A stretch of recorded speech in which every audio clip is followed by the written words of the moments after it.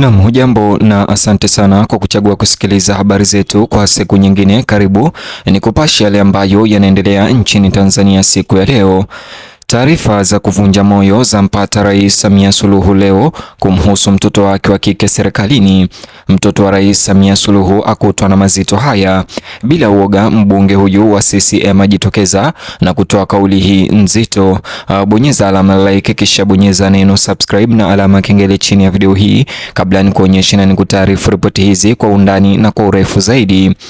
Taarifa zinazoibuka leo zinaeleza kuwa Rais Samia Suluhu Hassan ameguswa pakubwa na wimbi la maoni ya mtandaoni yanayomhusisha bintiye na kuibua hisia za taifa pamoja na wasiwasi.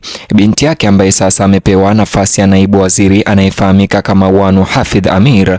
Taarifa zinazosambazwa hazihusu makosa yoyote rasmi, bali ni mashambulizi ya kibinafsi na uvumi unaoelekezwa kwa binti Rais Wanu katika jukumu lake ndani ya miundo ya serikali ya CCM. Masimulizi haya ambayo yamekuwa yakijiri tangu kuteuliwa kwake yameenea kwa kasi katika majukwaa ya mitandao ya kijamii na hivyo kukuza mjadala wa umma ambao leo umechukua mkondo tofauti. Waangalizi wanaona kuwa sauti ya baadhi ya maoni imevuka mipaka kutoka kwa ukosoaji wa kisiasa hadi kuingilia kibinafsi. Maendeleo haya yamezua mjadala mkubwa kuhusu mipaka katika mazungumzo ya umma. Wananchi wengi wameeleza hali hiyo kuwa ni ya kuhuzunisha kwa mkuu wa nchi.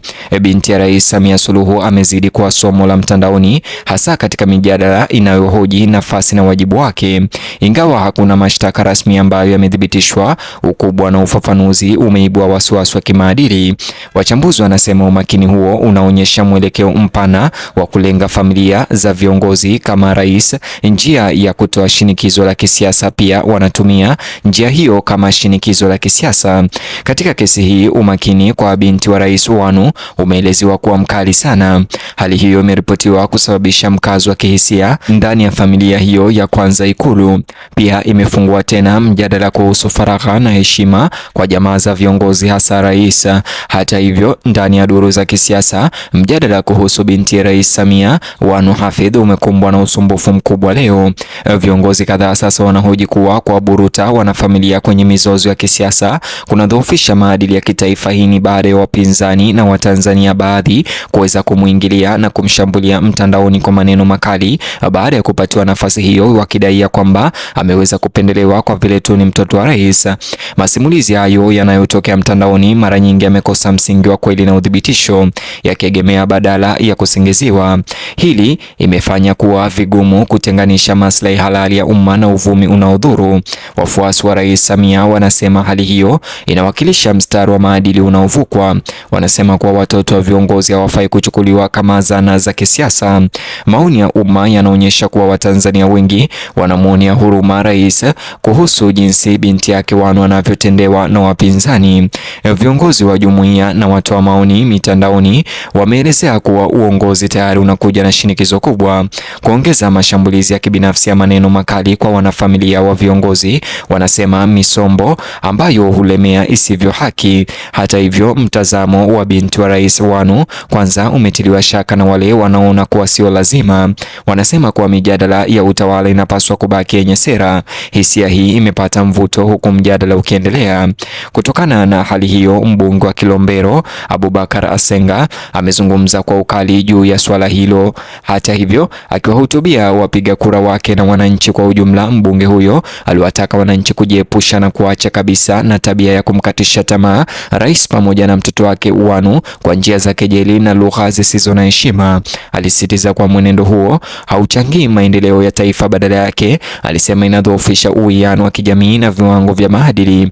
Maneno ya Asenga, mbunge huyo, yalishirikiwa sana mitandaoni, yakionyesha hamu ya kujizuia. Kuingilia kati kwake kuliweka swala hilo kama moja ya maadili ya kitaifa badala ya siasa. Asenga alionyesha wasiwasi wake juu ya kauli zinazoendelea zaidi ya rais hadi kwa familia yake. Alitaja mashambulizi mashambulizi dhidi ya binti rais kuwa hayakubaliki katika jamii iliyostaarabika.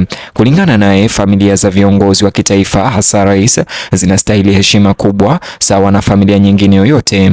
Alionya kuwa kubinafsisha mijadala ya kisiasa kuna hatari ya kuzidisha migawanyiko miongoni mwa raia wa Tanzania.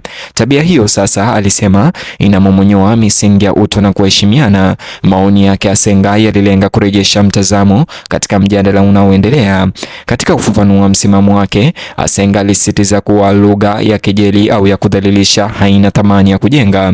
Alisema ukosoaji unapaswa kuelekezwa kwa sera na utendakazi, sio maisha ya kibinafsi ya viongozi. Mbunge huyo alibainisha kuwa mitandao ya kijamii imerahisisha kueneza simulizi zenye madhara kwa haraka na zisizo na udhibitisho. Bila kujizuia, alisema habari potofu na za uongo zinaweza kustawi haraka. Mazingira haya huwafanya viongozi na familia zao kuwa katika mazingira magumu. Hata hivyo, mbunge wa Kilombero Asenga pia aliangazia madhara mapana ya tabia hiyo. Alisema kuwa mashambulizi ya mara kwa mara ya kibinafsi yanaweza kudhoofisha uaminifu katika taasisi za umma. Heshima ya uongozi inapomomonyoka, alisema, utawala unakuwa mgumu zaidi. Kulengwa kwa binti rais kulitajwa kuwa mfano wa hali hii hatari. Asenga alishikilia kuwa vitendo hivyo hatimaye vinadhuru taifa kuliko mtu yoyote. Matamshi yake aliweka heshima kama jukumu la pamoja.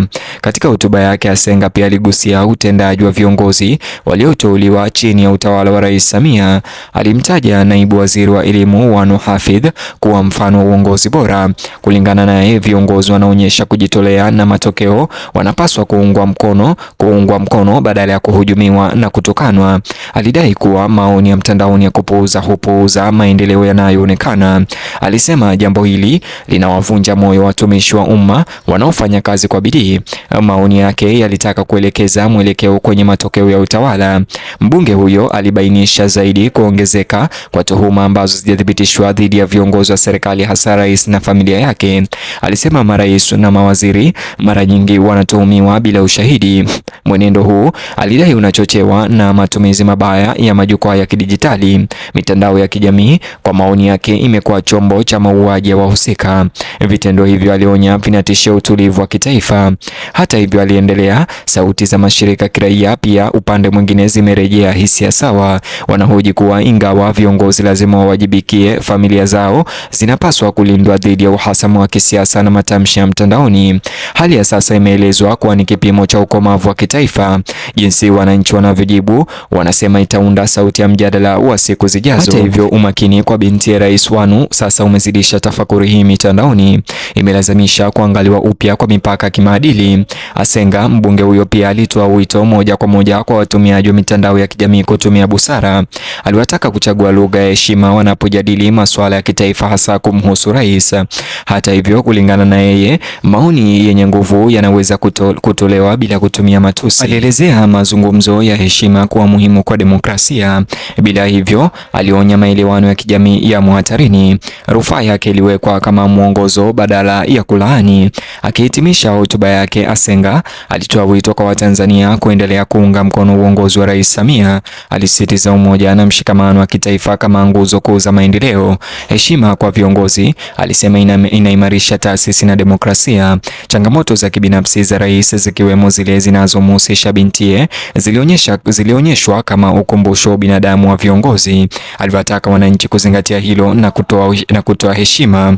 Ujumbe wake ulilenga kutuliza mivutano na kuangazia tena mazungumzo ya kitaifa. Ni hayo tu mtazamaji niliyobarikiwa ama jaliwa kukuandalia katika video ama taarifa hizi. Bonyeza alama like, kisha bonyeza neno subscribe na alama kengele chini ya video hii, kisha gusa kiboksi hicho kwenye screen yako kwa taarifa zaidi.